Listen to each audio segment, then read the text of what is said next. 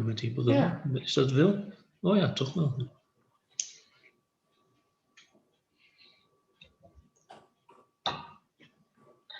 Ja. Die zit er ook in een of andere commissie of zo? Nee. Ja.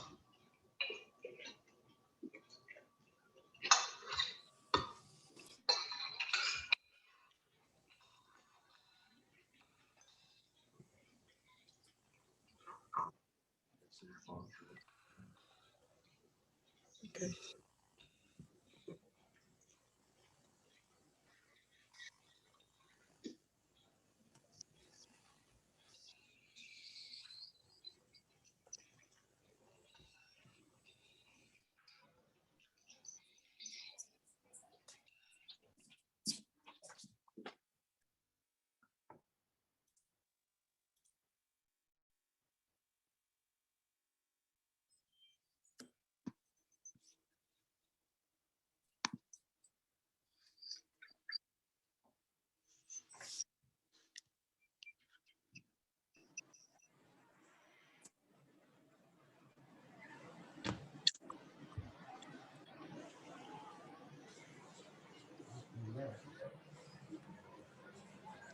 Oh, now you just have to rub it in, don't you, Danielle? Look at you. Come on.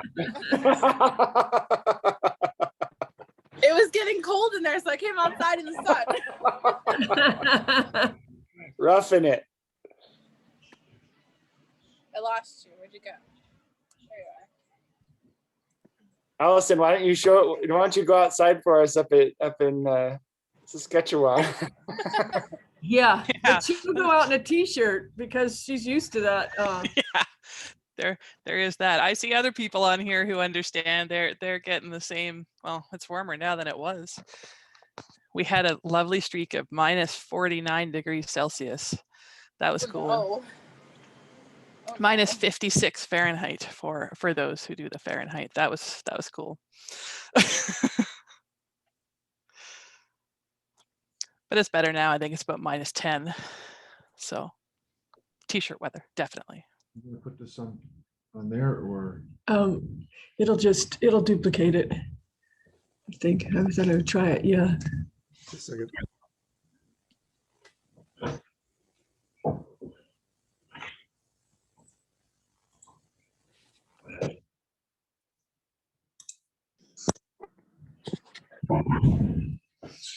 Are you ready? Yep. Ready. Okay, well, thank you. Nice little break we just had there for a moment.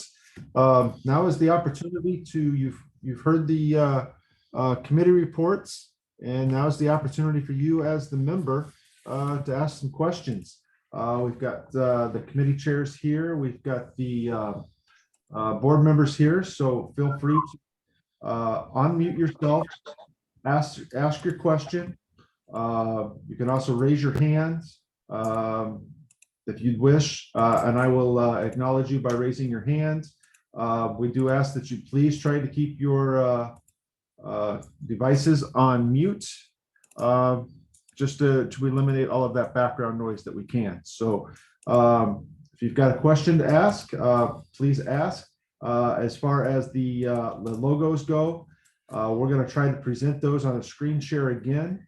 And then down at the bottom of your screen, you'll see some reactions.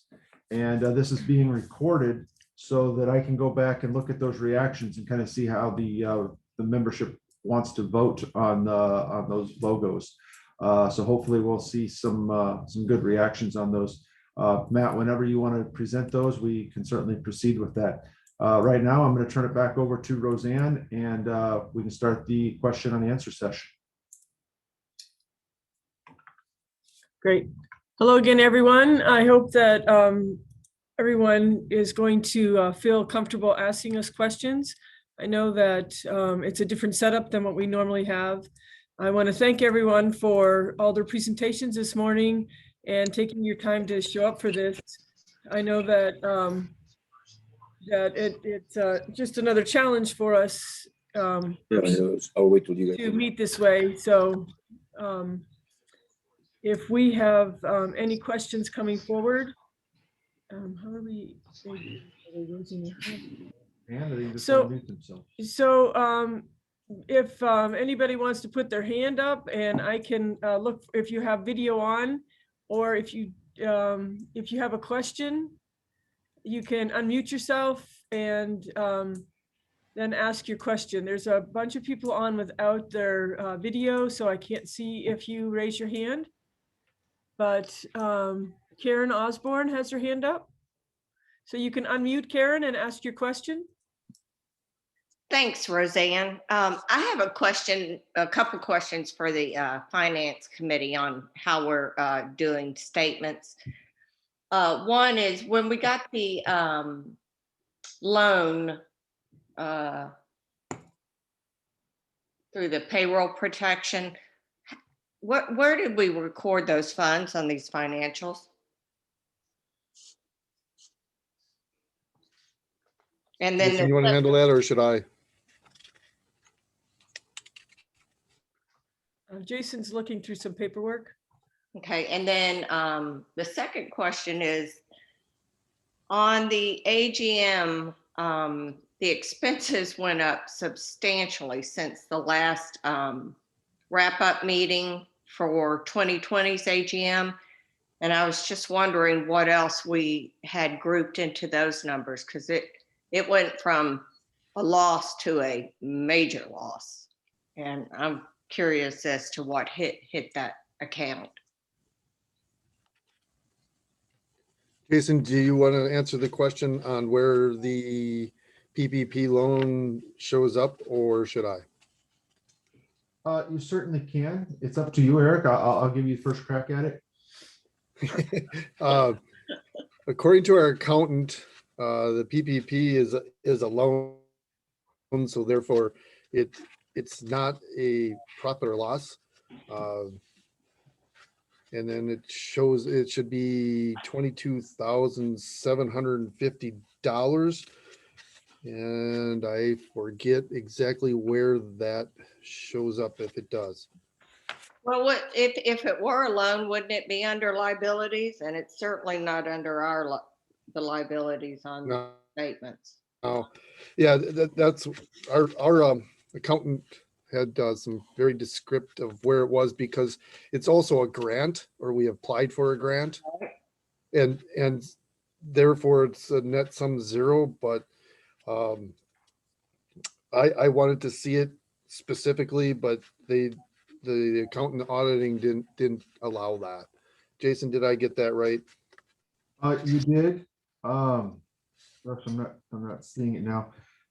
And I know most of you can't see this, but it was put into membership.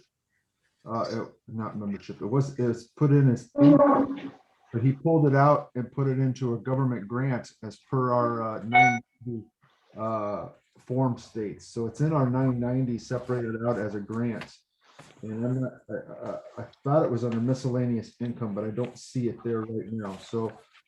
Karen, I'll have to get back to you exactly as to where he. Yeah, the obvious reason for the question is just trying to go back and look at our bottom line for the year, and with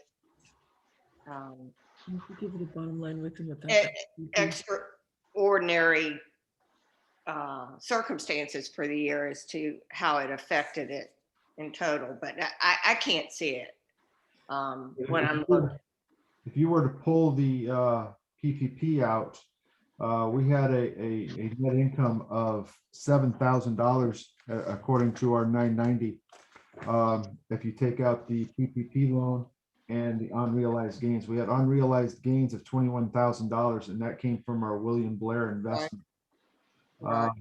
So you add that gives you your net income of 29. Subtract the 22,750 from that, and that gives you what your net income would have been without the PPP loan.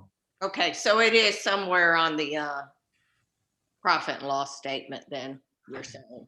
Yeah, I'm looking at the 990 at the moment, and I've got it right there. But Karen, he's looking at the actual the copy of the income tax form that the accountant is working on, the draft form. So the reason why there's a question about the PPP money is that because of the forgiveness, when it's under a certain amount, I believe it's $150,000, most people haven't had it forgiven. So That's why it's not down as a loan at this time, because the chances are very good that it will be Forgiven. forgiven. Yeah, yeah. Yeah, it's a grant at this point in But, time until it's otherwise. it is reflected, you're saying, on the income statement versus Yes. balance Yes, sheet. Okay. yes. I just gotta remember where he put it, so I apologize that I don't have that No, answer for You you don't right have to now. apologize. That was the main impetus of that, was knowing, is it showing Well, up in our income? I Yeah, can Karen, answer- we all had the same question and trying to follow how the accountant and auditing went through that. And it made me ask the very same questions. So it is in there. It's on the 990 and it just gets thrown in. But yeah, you are correct. Okay. I'd like to answer your other question on the AGM from 2020, a year ago. We had a budget for that, where we had that venue in Kentucky. That particular venue went under new ownership. And with that new ownership, they charged for everything that we never had before. And so that was a major part of the extra expenses. And with the strong turnout, I'll call her next. we didn't actually charge enough. So we needed more sponsorships with those. We had targeted a certain number of people, and it was a balanced or slightly profitable venue at that time. But then with the strong turnout that we had, we didn't end up getting more sponsorships or other income to go with it to offset those. And between those two items, it was an expensive venue. The good thing is we've learned a lot. We've changed our contracts. We're working with the current AGM committee to look at these things and make sure that there aren't hidden costs, and we're getting really good projections, and they're doing a phenomenal job of keeping this a very good, I don't want to say profitable, but not an Break expense even? income. Break even would sound good. Yes. Oh, we look at doing slightly better than break even, just in case. And we really have a much better handle than we had a year ago. And that was a painful exercise that we learned. And fortunately, we were able to overcome all those items in such a difficult year. And we still did show positive net income. So hats off to everybody for all the other things, all the pains, all the cutbacks and everything else that they did. We did come through. All right, thank you. Great. Thank you. I believe Joanna Parrish has a question.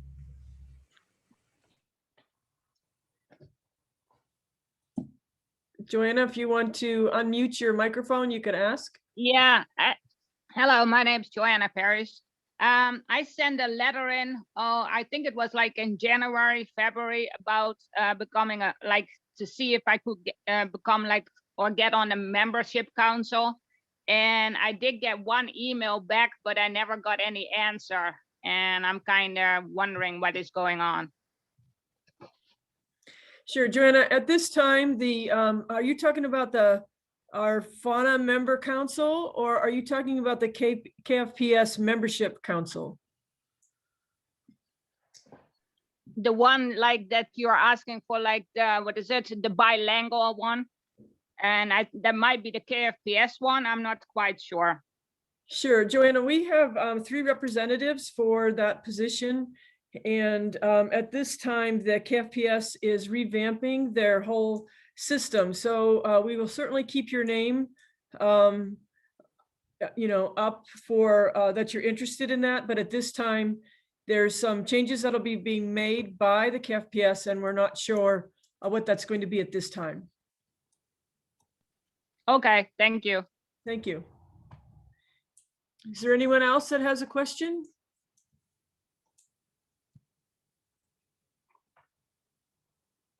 Will Braun. I see you, Will. Go ahead. He's You got to unmuted, unmute your so- microphone, please.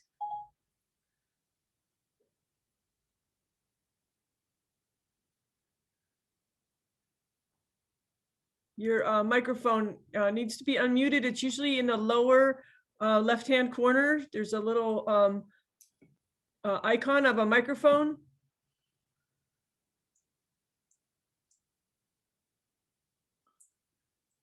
Anybody What I else? did. There we go. There you go. Okay, Will. Now you see all my computer skills. Anyway, first I have a comment and then I have a question yet.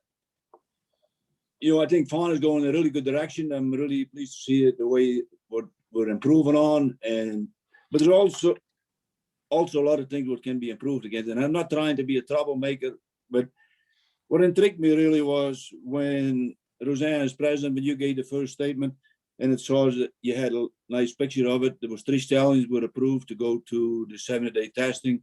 Jason talked about it, and then Sharon had a little bit different version again. There was 2 of them left yet at that point in time, I think.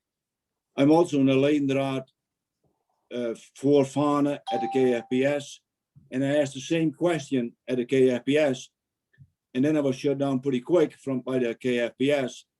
I said I was told there was only 1 horse, or how come there's 3 stallions approved for the 70-day testing? Well, the KFPS told me right away, flat out.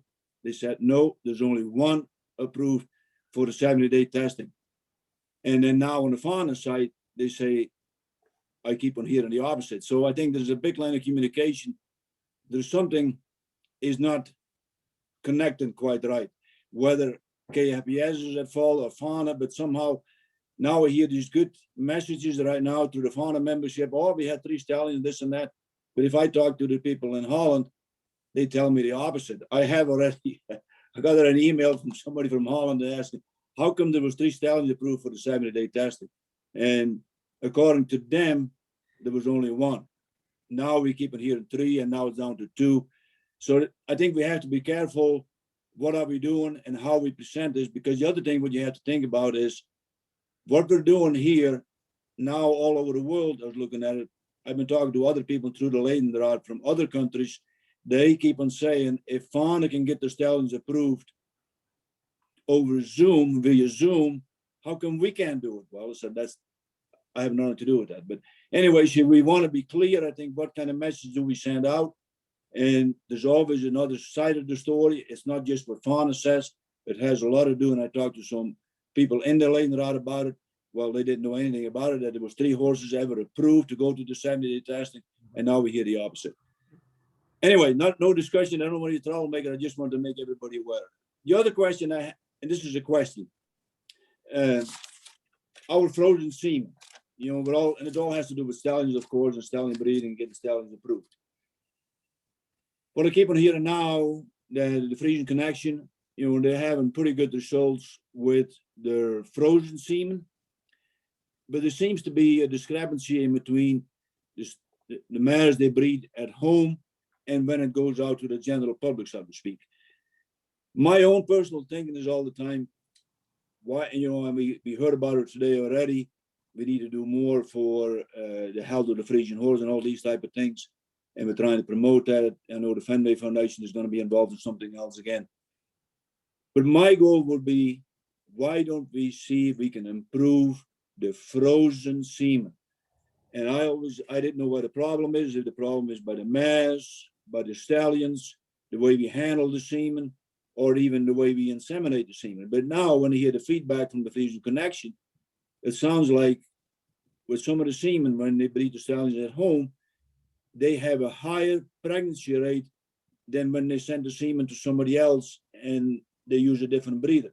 So then it makes me start to think, well, maybe the problem is not in the mares or the stallions or how we prepare the semen. Maybe the biggest problem is in the people who use the semen. I'm not trying to downplay our veterinarians or our inseminators, but maybe we need to educate them more. In my opinion, and this is just me and who am I? I don't know who am I, but if we could get the frozen semen better, that would resolve a lot of issues. Then we could go back and let all the stallions, let them approve in Holland, let them take care of it. If we have a good quality and we get a good pregnancy rate with frozen semen, we can ship it all over the world. We have access to the stallions who get approved just like, or not just like that, but the newer stallions. It opens up our whole breeding pool for FHANA. So I would like to see if we could get some studies done on that through FHANA Education Committee, or maybe even with the help from the Fenway Foundation, but look more into that direction. That's my question. Is there a possibility of doing something like that? Yeah, Will, I appreciate your question. As a breeder, I've also struggled with frozen semen. I've been through many vets and even some of the university hospitals, and where they struggled for months and thousands and $10,000s of dollars. I took my horses to the Frisian Connection and they got them all pregnant.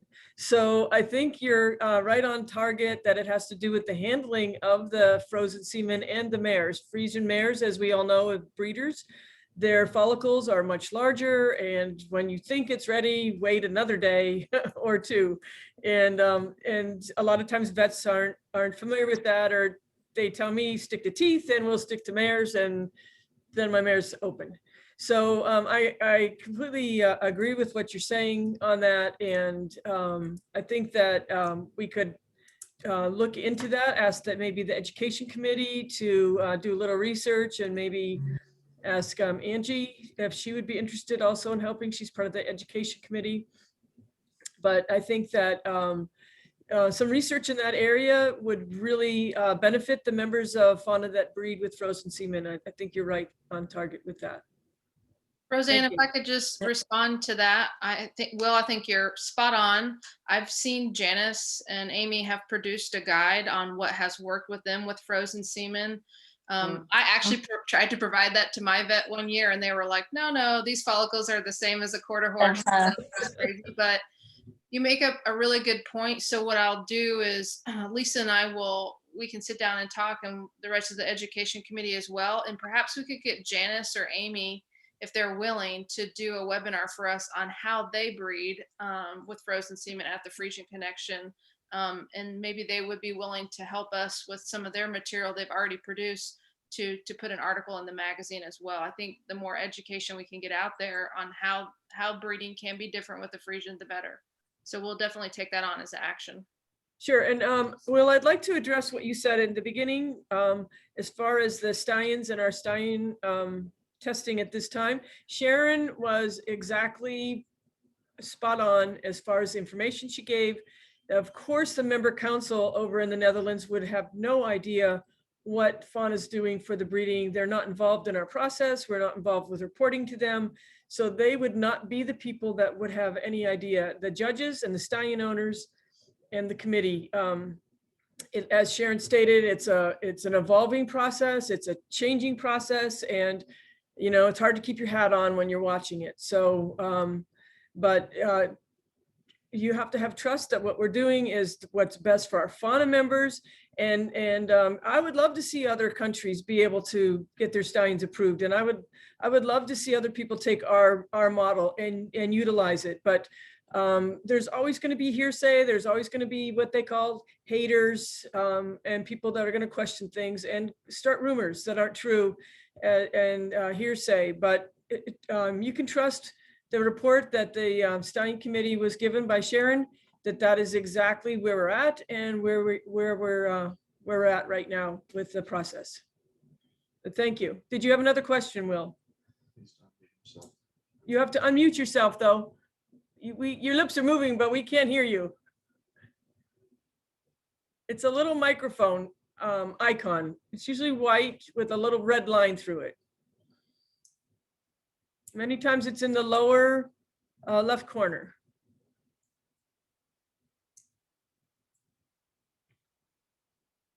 Well, if there's someone else with a question, and then Will, you can jump back in, okay? But try to unmute your microphone.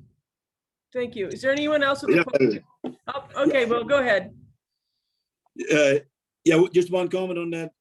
There's always two sides of the story, and some of the KFPS people who talk to some of the people in FHANA, they still have to answer to the Leidenraad. from the KFPS, and that seemed like it's not always the same issue. One other thing, the comment on the breeding part, I know, or I'm pretty sure Duke gave interview, and I think it's going to be in the free or not in the Friso magazine, and maybe he could be contacted where he could give some more explanation on how to handle semen or something along those lines. What you said, with the Frisian connection, but I think he has more information available on how to breed the Frisian mare and how to use it for. That's it. Thank you. Will. Is there anyone else with the question? Eric, do you have a question? No, I want to get back to Karen. On the balance sheet, I believe the answer to your question on where the PPP loan, which is reported as a grant, on the current assets, I believe it's in total other current assets. And it's part of the $226,392.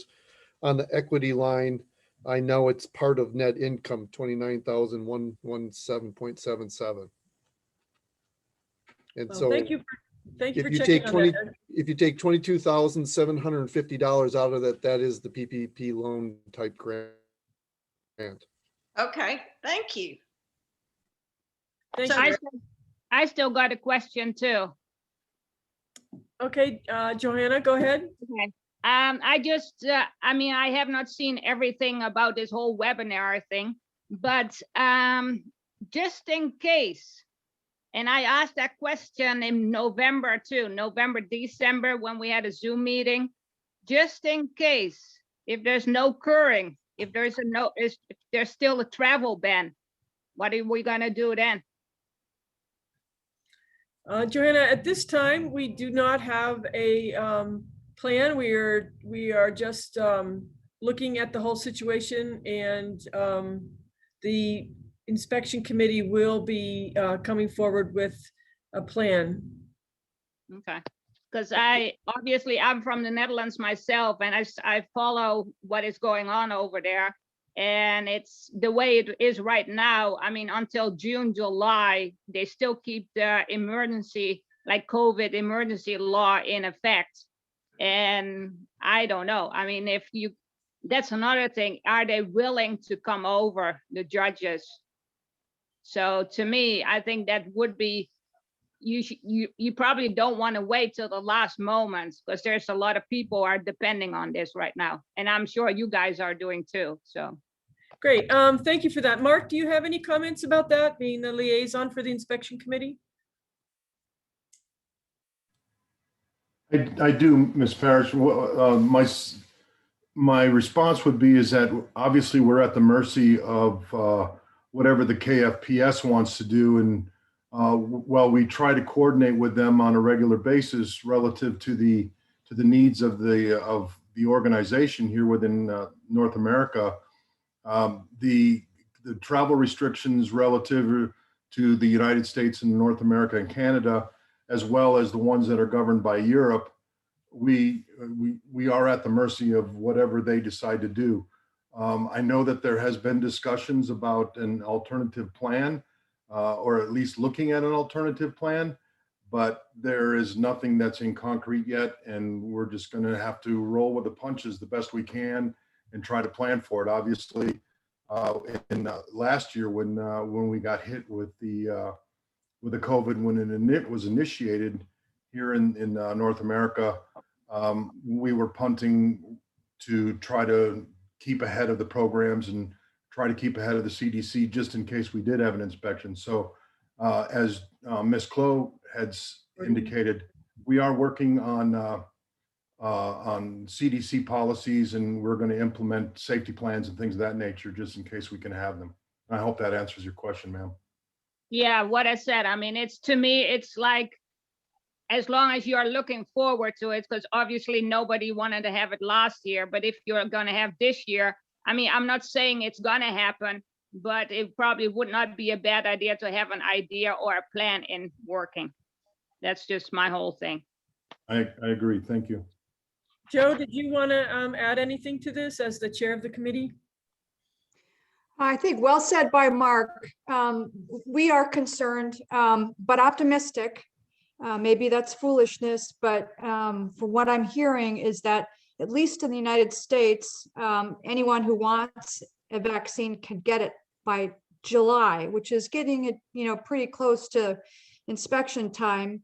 But I hear what you're saying, that we need to have Plan B, and we will definitely have conversations about that. But for the time being, we'll continue to plan as if we are. And if all goes awry because of international travel and everything else, hopefully we can come up with something that will be acceptable to our members as a Plan B. But I'm going to keep my fingers crossed and maintain my optimism. Thank you, Joe. Is there anyone else with a question? I have a member asking about the bylaw vote. But you might want to let the Suzanne discuss the upcoming bylaw vote. Who said that? It's coming from Angie. Okay, we have a question about the vote of the officers for the board. We have run into a problem when we had our parliamentarian and our attorney look into our bylaws. At the present time, as the bylaws read, there is a stipulation that the officer elections are done at the annual meeting. So we could go ahead and have this general meeting via Zoom and the webinar. But as far as the annual meeting goes, it's supposed to be face-to-face, and that's what states in our bylaw. So keeping us legal, we cannot have, we did not have our annual meeting yesterday. We had our February meeting, and we have started the process in motion to have the members of our organization make the decision if we can have the vote this year via Zoom. So it's kind of face-to-face, and we can see that each of us are there. We can see each other and speak to each other. So we are going to send out a questionnaire, a survey to all of the members. So the ones that do not have email will get a paper copy. And we would really appreciate it if the members would go ahead and vote on whether if they agree with the bylaw changes we made. The changes would permit us to have our elections this year. One of the big problems that we're having is we do have one of the offices, and it happens to be the one for president, that there is someone else running. So there's two people running for president. So there has to be a vote. And in order to have this vote, it has to be in person right now. So with the travel bans from Canada, we would not be able to, well, we could, but it would be a difficult process for Allison. She would have to get a negative test to come to the US, and then she would have to get a negative test to go back to Canada, which isn't really a problem, but then she would have to be quarantined for 3 days wherever she flies into, 3 to 5 days up in Canada. So with that travel ban at this time for Allison, and the COVID virus still being very active, we would have the risk for the health and well-being of each of the board members. So taking that into account, we have decided to, as a board yesterday, we came to an agreement to ask the members to allow us, under these present circumstances, to be able to vote via the Zoom, with the video conferencing this year for the officer elections. So in doing so, as the president, I can have the meeting in 30 days. I have to give the board 30 days for the meeting. So in keeping with those regulations, if we're going to vote at the annual meeting, it has to be 30 days from when I sent out the invitation. So we have set the date within the first quarter of this year, which actually keeps to the old bylaws even before we made the change. So the voting would happen in the first quarter, but it would happen via video conferencing. And if the membership agrees to allow us to do it. If the membership does not agree to allow us to do it, then we have to fly in at an airport hub, and everyone would have to vote. So if we do so, the only way that Allison could come and vote, she would be at a site wherever she flew into in Canada for 3 days afterwards with 2 negative tests. So the easiest and the most efficient way for the saving FHANA money for the members of the board to not have to fly anywhere, keeping everybody safe and healthy, is for the members to agree with what the board has come up with yesterday and what the parliamentarian and the attorney have also both given us their input on that. And that's the way to keep us legal, which as soon as it was discovered, and Matt Jenkins is the one that brought it to my attention. So thank you, Matt, because we certainly want to make sure that we are legal. I will answer a question in a minute.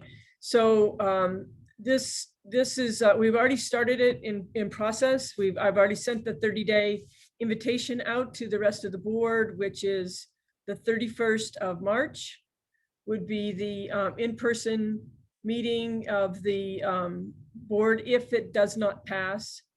If it passes, we can do the election even sooner. So we took a long time figuring out the best way to do this to keep us legal and going forward, had the most transparency for you, the members, because it is your organization and we want to make sure that you understand what we're doing, why we're doing it, and being the best that we can for you. Karen Osborne, you had a question? You're on mute, Karen. There you go. So much a question as much as it's a comment. I think it's very prudent that the board does this, you know, that you make a bylaw change, but I think I would make it more open-ended in that anything that has required per the bylaws for you guys to be in the presence of each other, not just this particular voting, but anything of that nature, that in the times of a national emergency or whatnot, that Zoom be allowed. Because you may run into something 6 months down the road and you don't want to go back to membership and ask for that as well. I would make it more open-ended. And I think that's still very transparent. Great. We, Karen, not to interrupt you, but we did do that. We made it so it has to be in a global pandemic thing, or we didn't say global pandemic. We said a government imposed travel ban. Yeah. So we did do that, but it is for us to use it this year. We didn't want to make it too lax that the members don't have to get together and you know, vote by proxy and things like that. So we tried to keep it so that we did have to get together, and future boards do. But in a case of the state that it is at this time, that we can vote in a different method. Right. I mean, I wouldn't get rid of what you had. It's just it's an addendum, if nothing else. Right. You're exactly right. Thank you. Allow you to function. Yep. Thank you. Danielle? This is strictly out of curiosity, because I just don't know. But why is the bylaw written that the board votes for the positions and not the membership? Danielle, I wasn't on the board when that was. Jason, do you have any input on that? All I can say is that this bylaw was adopted in 2009, and you'd have to ask the board members. I honestly don't remember. So you may be a better question for Will Braun, Beth Sharp, Scott Kellenhofer. Is Nina on the board? No. Any of those that were on the board in 2009, Arlene DeBoer, they might be able to better answer that question. I know that, yeah, I'm sorry, Danielle, I just don't have a good answer for you. Okay, go ahead, Karen. It is not uncommon for any board that the election of the officers is strictly amongst the board members. Because otherwise you get into having to have a majority of the membership, you know, vote that this person is this position, this person is that position. It's throughout the business community and whatnot. This is, it's just a curiosity to me because this is the first I've ever seen of it, and I'm on a lot of boards. Yeah. A lot of businesses. It's just I've never come across it. Wow.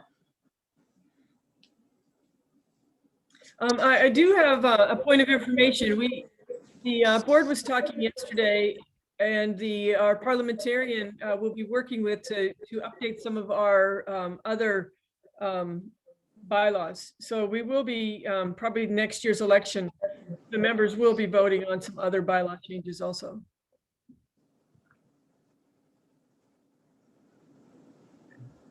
Okay, I think Jason has some questions. A couple questions that have come in through our feed here. How come FHANA doesn't hold hearings at the Frisian sales at the MEC? And so I'll ask that question first while we get an answer. I'll try to see if I can read the rest of this. Joe, would you like to answer that? Actually, I have no history about that topic. All I can say from a logistical perspective, we're really tied to the KFPS in terms of their decision as to who to send and when to come. I don't know if it's ever been proposed to do it outside of the typical circuits. I don't know, Jason, would you know? I do know that, and they do give us a time span of when we can have our inspections, and they did give us a special situation with the Canadian one because of the weather. They get some pretty severe weather up in October, as Allison has let us know that. So they gave us special permission to have the Canadian one earlier so that they will not be running into that weather. So other than that, the thing that we have to remember is they've got a lot of inspections going on worldwide, and they have to do them. Sorry, there's going to be a dog barking. So they have to do within their calendar, and our calendar is every year I've worked with the inspection committee and the KFPS every year that I've been on the board, and to get our schedule agreed upon with the KFPS, I've actually had to go over there and go over it with them and several years. So it's a process. It's not a simple thing for us to, we don't give them a date and they go with it. Many times, as you know, Joe, from being the chair this year, that there are changes that do happen, and there's a lot of balls in the air when it comes to inspections. But thank you for that question, whoever wrote it. Second part of this question is, why don't we hold a off the books inspection at that event, so to help better educate the Amish community? Answering that question, I think that if the promoters of that event want to bring someone in to judge the horses for them and do that, that would be up to the promoters of that event. That is actually not a FHANA event, so we don't run it and say what happens at it. So the people that put that together, that would be an excellent suggestion for them to do, have a clinic that day. But thank you for that question. And I know that there is an official occurring at the MEC, but how are we going to educate the Amish so that they know about it? Mark, would you like to answer that? I think that should be Angie, because Angie's working on a program right now for the educating the Amish people. Sorry. Okay, I just thought as education liaison you would, or the inspection liaison, but Angie, would you like to answer that? Sure. So that it does go underneath some of the goals for the education committee. We have discussed a variety of sort of unique ideas on how we can get more tied in with the Amish community. We actually discussed it at length yesterday during the board's review of the strategic plan. And one of the things that was discussed yesterday is perhaps it would be beneficial for the Amish community to initiate a FHANA chapter. Their communication methods are different. we do a lot of things digitally in FHANA. So sometimes just getting information out to them is really not the way that FHANA does it. Obviously print costs are very expensive, and so is shipping and postage as well. So we really need to come up with a better way to get more tied in with them. So I think that if we were able to establish a chapter, sorry, my dogs are playing too. We were able to establish a chapter for the Amish, I think that would really help us set a foothold for how we could look at how we can meet their education needs better. We've also discussed their interest in hosting an education week as well. They have some unique schedule challenges with that, but all these things have been discussed. And I think it's fair to say, like at the board level and at the education committee level, getting education to the Amish community is one of our biggest priorities for this year. So if anybody has any ideas on that, please continue to correspond with us. Please continue to bring those ideas. And we're always looking for new members of the education committee meeting.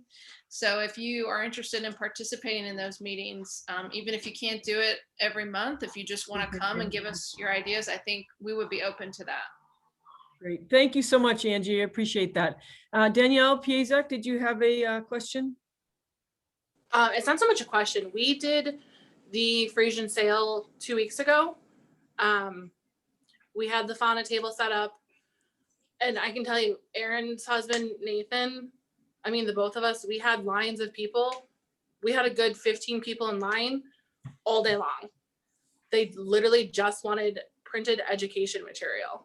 They brought their papers with them. They were asking if they could sign up that day for membership. Could they transfer papers? And everything we heard all day was they just wanted education. Everything we put on the table, we had to just keep refilling. They wanted it. Great. And Danielle, thank you for that. You did come up yesterday at our board meeting, and everyone appreciated you representing FHANA at that sale. I told them that you and I had talked, and you were pretty excited to be part of it, representing FHANA, and that you had everything under control there with your booth and your presentation. So thank you from the board. We were happy to help. Nathan and Willem, they were right on it too. They had a whole line of people too. So yep, we did what we could. Great. Matthew? I made a motion for Jason to convert, but it failed. So sorry, I was going to have Jason be our Amish liaison, but it would have been really hard to get in touch with him if he converted. So I'm just kidding. First I heard of that one, Matthew. Great. Jason has another question. Is the current calendar posted for 2021, and why aren't there ever inspections in Minnesota? Joe or Mark, do one of you want to take this question? Go ahead, Mark.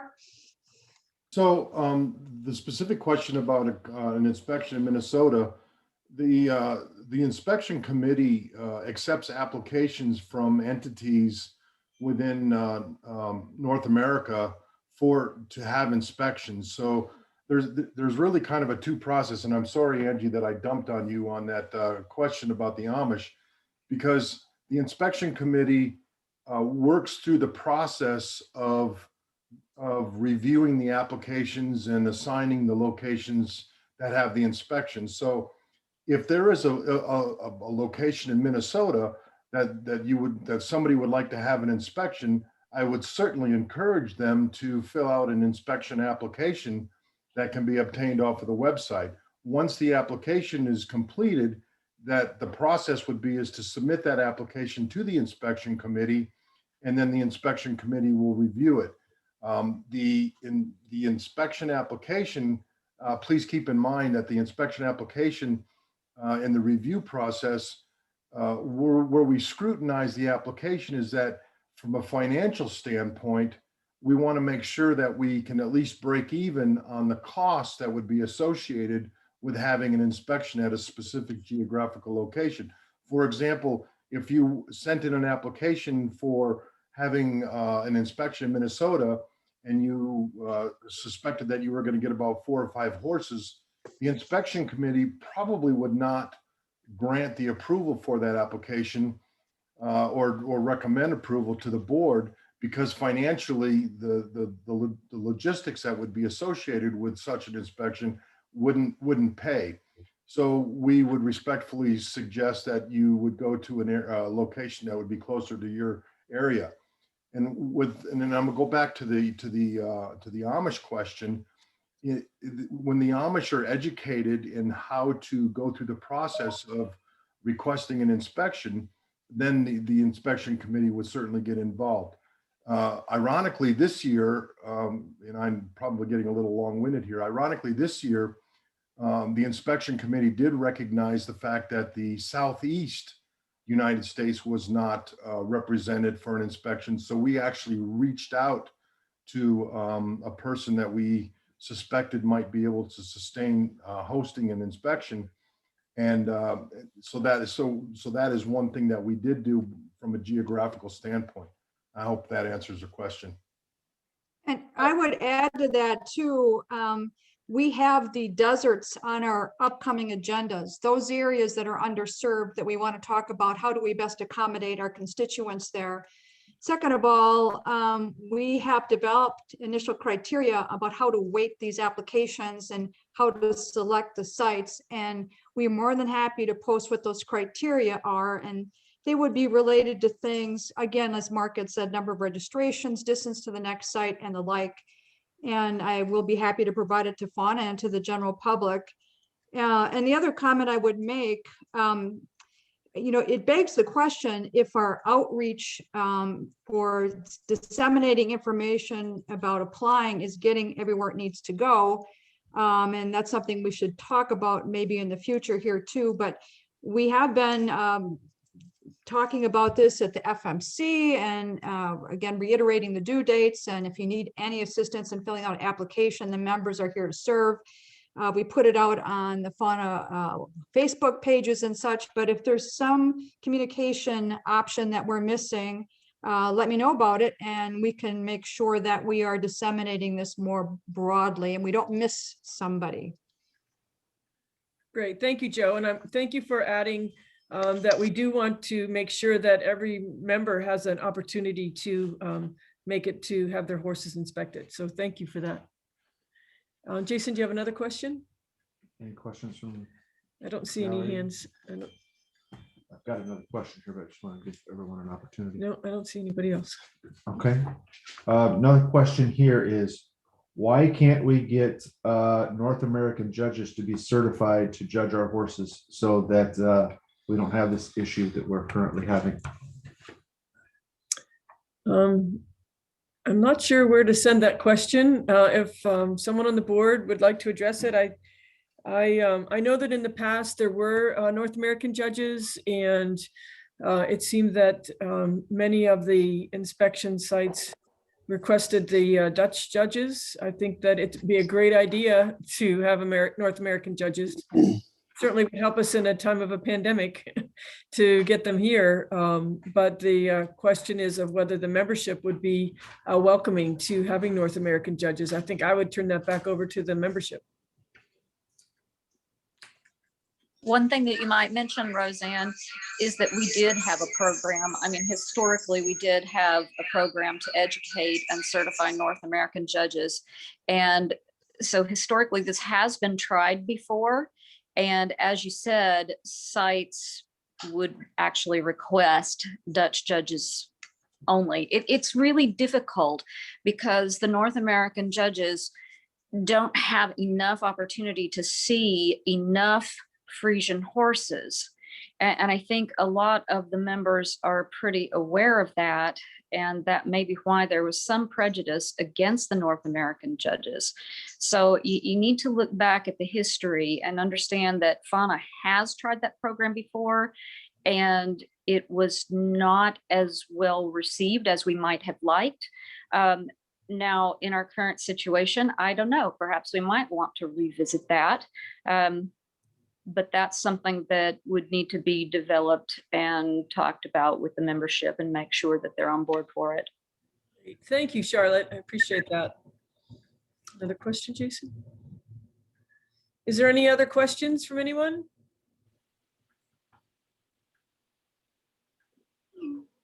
Roseanne, this is Jack Vanderkoy. How are you? I'm good, Jack. How are you? May I comment on that last question? Absolutely.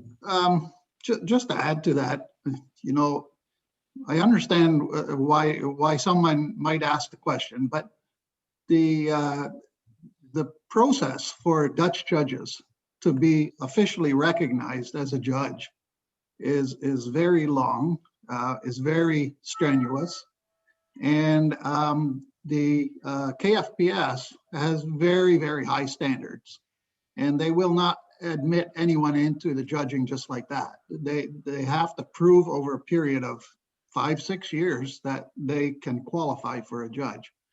And for North Americans to try to enter that program, they would have to go to the Netherlands every summer and take in a number of currings, quite a few. And it's a huge sacrifice just to get into that, or to be admitted to that program and try to become qualified for a judge. And so it's not that American judges and Canadian judges can't do it, but the logistics of being approved as a judge, it's just insurmountable. And I think that's why we stick with the Dutch judges, because they have a program there where they're always admitting younger people into the program, and they vet those, and the ones that, you know, the cream rises to the top, and only a few become actual judges. Thank you.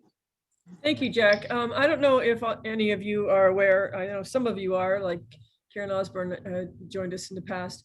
My husband and I, since 2009, have been going over to the Netherlands and taking the judging courses over there, the education courses. And what Jack has said is pretty much spot on. They take in a lot of inspections, and they are tested quite a bit, and there's a whole process. So it's not a simple procedure, and but it's worthwhile, because the judges are and they keep educating them. Even once they're already an approved judge by them, they still have to go through every year through the rigors of the didactic part of it and judging the horses for each other. So there is a lot to it.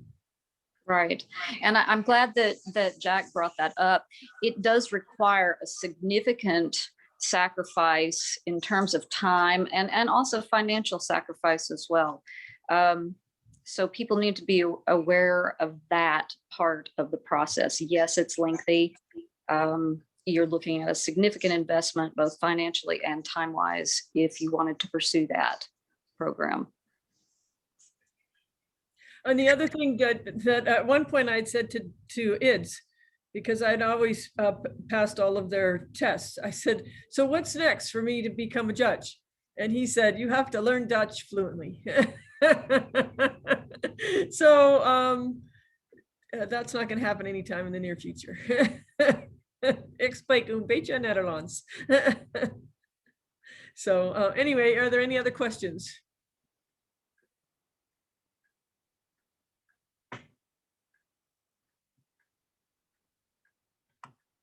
Is there anything else on Jason? I've got nothing else on social media. Refresh. I think we're through the questions. Oh, wait a minute, Danielle, thank you. Just because she's texting me. Do we know where the Mayor Show East will be? Not yet. Yes, I believe the Mayor Show committee is still looking into that, but and an update will be coming out soon. But I believe it will be the proposal that they're going to put forth is Erie, Pennsylvania. Thank you. Should I say more? Just leave it there. All right, anybody else?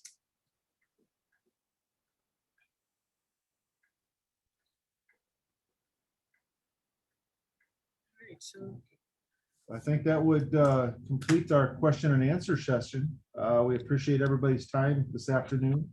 If you did not get your question answered, or you think of something after the fact, feel free to email us at FHANA@FHANA.com. We'll be sure to get your question pushed over to the appropriate person to respond to that question. If you are interested in joining a committee, please feel free to do so. We need all the support we can. Remember that this is a member-driven association. Each committee is being chaired by a member at large. It's not being done by a board member. And we really need your support to step up into these committees. So if you have an area of interest, please let us know. Otherwise, I think Let that me will. add to that. Yep, go ahead, Roseanne. Yeah, I do want to just elaborate a little bit on what Jason was just saying. You know, in every president's message I put out and every chance I get, I ask members, please step forward and join committees. We want to offer more things, but we only have so many hands. So the more people, there's many committees that need more people. So if we could get more members involved, it will make us run even better. So please get involved and please help your organization. Thank you. I just want to give a round of applause to this hardworking board of directors. They do a tremendous amount of work behind the scenes that many of you don't know. So thank you guys for all of your hard work. I also want to thank Lauren Barnes, who is here with us today. Got you, Matthew. We'll do that in just 1 second. But I want to thank Lauren for all of her hard work behind the scenes. She's done a terrific job coming on board this last year in a very difficult year and trying to learn a lot of the policies with FHANA. Before we do close, I want to turn it over to Matthew. And I think we wanted to share these logos again real quick and just try to get some reactions. Yeah, so again, just a refresher for those of you that may have not been on the webinar. These are logo concepts, so don't think, oh, this is the final. I don't like the way that line cants to the left, or the horse has a little bit too much room or not enough room.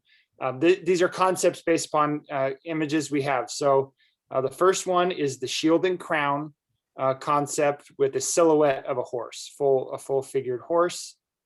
So in the chat, Jason, what do you want? You just want to do a thumbs up if people like this one in chat? How do you want to? I think that might be the best way. They just do a thumbs up for this one, and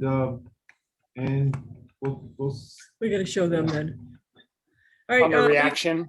Yeah, sure. We have to get everybody back on. So we have to take the logo down. So it's a memory test. Look at the logo and give us under reactions. Yeah. Under reactions, there's a thumbs up button. If you go on your screen, you see reactions, and then you can click on the thumbs up. So. Where? On the bottom, there's participants chat, share screen, record, and reaction. Really? So for the logo option one, you may not have the reactions if you're connected on a iOS or Android device. You may not. I'm not sure if you have it on the phone, so it may only be if you're a computer. But we are recording this, so if you like the one, you can always just voice if you like a particular one. Keep in mind, we are going to be sending a survey out, so this isn't an official. We just want to kind of get a feel based upon what you've seen today, what you like. Scott, I don't know what that emoji means.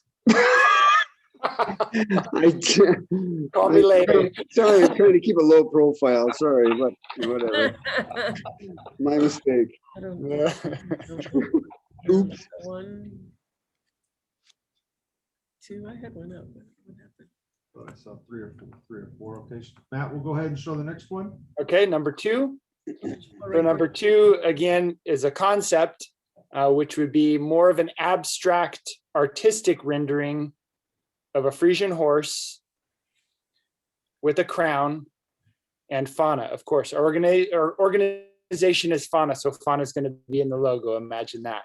The crown indicating a Royal Frisian. Sorry, I got puppies in the background there. So it's more of an abstract concept as opposed to a more silhouette, literal interpretation of a horse. So reaction to number 2, the abstract horse in movement. Bring them up. Let's see, 1, 2, 3, 4, 5.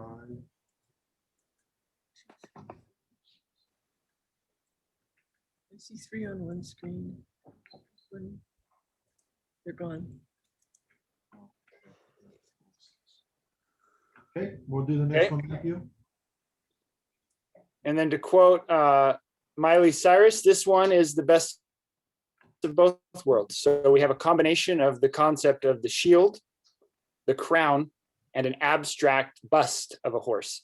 I think this one, you know, and again, a concept only. This one was submitted. Scott will recognize this one. This one has been submitted. We've had this in the archives for some time. It encompasses all the elements that we have in the other two logos. It shows a little bit of our heritage and history, established 1984. It looks kind of like a chess piece. And again, don't take this as the literal logo. You know, this will be taken to a designer. And, you know, I've heard a lot of feedback. It doesn't look like a Frisian. You know, we can make it look like a Frisian. But this is option number 3, concept number 3. What we're doing with this, once we get feedback on which concept we like, then we're going to really press in and to develop that logo. We can go ahead and get reactions. Developing a logo is kind of like pulling off your fingernails one at a time. So we want to do this right. We don't want to have to do this again for a long time. So reaction to number 3, the chess piece shield concept. Just 2, I see. 2. Scott, stop it. Yourself. I didn't know that I was that visual. Sorry, I'm gonna have to turn my screen off here, put a bag over my head. How's that? You know? Oh, shoot me now. Guys, you can't do that unless you show your face. I have to say, Scott warned me about joining the board too. So thanks, Scott. You didn't really warn me enough. No. Oh yeah, well, you know, whatever. Don't touch the hot stove. Don't touch the hot stove. Oh, I think a number of us have received that same warning from Scott, haven't we? Should I join the board? Why? Okay. No, I think that's it. So, Jason, you want to? No, I have nothing else. No other questions have come in since we did that. We appreciate everybody's inputs. Matthew, I believe we're going to send this out to the membership to kind of get some more feedback on this. Yep. But we are moving in the right direction with these concepts and hope to have a new logo for everybody soon. We're going to reconvene this evening at 7:30 with our awards banquets, and we're going to celebrate those that participated in 2020 awards program. We encourage you all to come back and help us celebrate those award winners. Matthew, go ahead.